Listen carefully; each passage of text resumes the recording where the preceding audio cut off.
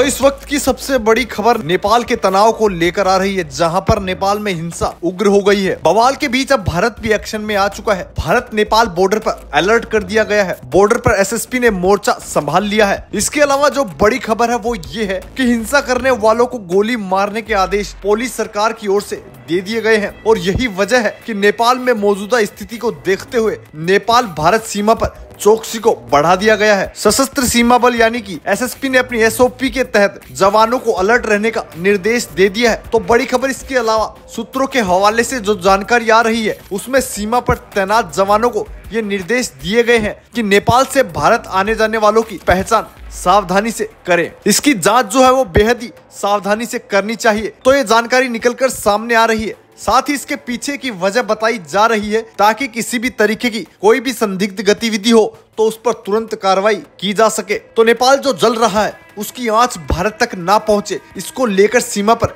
SSP जो सीमा बल है वो अलर्ट कर दिया गया है। उधर नेपाल में केपी शर्मा ओलियो के प्रधानमंत्री हैं, उनके इस्तीफे की मांग शुरू हो चुकी है। नैतिक आधार पर विपक्ष ने इस्तीफा मांगना शुरू कर दिया है। तो कुल मिलाकर जो नेपाल में हालात बने हुए हैं वो बांग्लादेश जैसे बनते जा रहे हैं। इससे पहले श्रीलंका में भी कुछ इसी प्रकार के हालात बने थे और अब नेपाल में अगर तीनों को जोड़कर देखे, श्रीलंका, नेपाल और बांग्लादेश, तो भारत के जो पड़ोसी देश है उसमें तीसरा ऐसा देश है जो इस तरह की हिंसा के चपेट में आया है। जिसके पीछे की जो वजह है, क्योंकि वहां छात्र आंदोलन की वजह से बांग्लादेश जला था और नेपाल में जो हिंसा है उसके पीछे जेन जी को नई जनरेशन बताया जा रहा है कि नेपाल में फेसबुक, इंस्टाग्राम और व्हाट्सएप जैसे बड़े सोशल मीडिया प्लेटफॉर्म को बैन कर दिया गया है। जिसके बाद जो जेनजी है वो पूरे तरीके से बेकाबू हो गए हैं। बैन कर दिए गए ऐप्स में यूट्यूब को भी बताया जा रहा है और माना जा रहा है कि सोशल मीडिया पर जो बैन लगाया गया है इसकी वजह से युवाओं में भारी आक्रोश है। राजधानी काठमांडू समेत कई शहरों में हजारों की संख्या में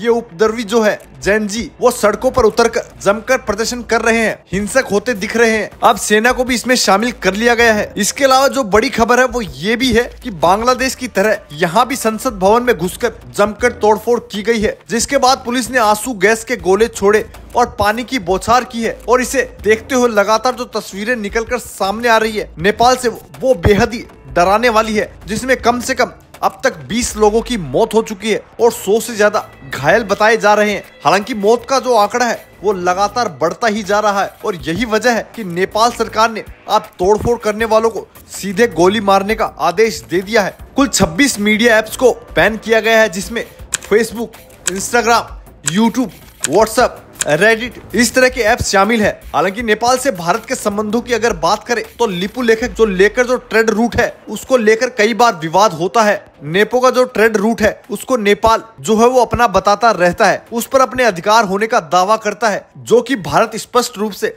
इस पर कहता रहा है कि ये दावा बिल्कुल भी सही नहीं है। लेकिन फिलहाल नेपाल जो है वो खुद ही जल रहा है और इसके जलने के पीछे की जो वजह है वो लिपु लेखक तो नहीं है, बल्कि 26 सोशल मीडिया ऐप पर जो बैन लगाया गया है उस वजह से हालात बने हैं। हालांकि फिलहाल नेपाल को चीन की ओर से झटका लगा है, जहां पर एससीओ समिट में जो भारत को लेकर विवाद था उसको लेकर चीन ने स्पष्ट कह दिया कि ये आपका आंतरिक मामला है। लेकिन अब जो लेटेस्ट डेवलपमेंट नेपाल में हो रहा है, क्योंकि इससे पहले चीन की वजह से नेपाल सुर्खियों में था, लेकिन जो अभी फिलहाल अंतर्राष्ट्रीय मंच पर नेपाल सुर्खियों में है उसके पीछे की जो बड़ी वजह है वो तस्वीर के रूप में आपके सामने है, जिससे आप अंदाजा लगा सकते हैं कि नेपाल किस कदर हिंसा की चपेट में आ चुका है। हालांकि ये हिंसा 26 ऐप को बैन करने की वजह से हो रही है या इसके पीछे कोई इंटरनेशनल साजिश हो सकती है, क्योंकि जब बांग्लादेश में हिंसा हुई थी तो उसके पीछे अमेरिका के हाथ होने की वजह कही गई थी। शेख हसीना का तख्ता पलट जानबूझकर कराए जाने की बात कही गई थी। इसके अलावा रिपोर्ट्स ये भी आई है